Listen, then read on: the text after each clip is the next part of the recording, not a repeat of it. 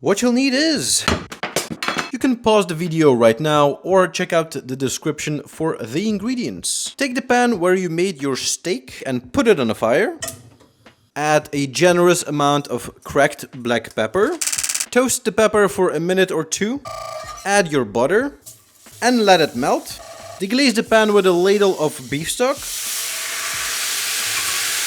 Take a spatula and give everything a good scrape so that all of the goodness gets released from the pan. As you can see, all the cooked bits are nice and gone and have been absorbed into the sauce. After that, add your cream and your peppercorns.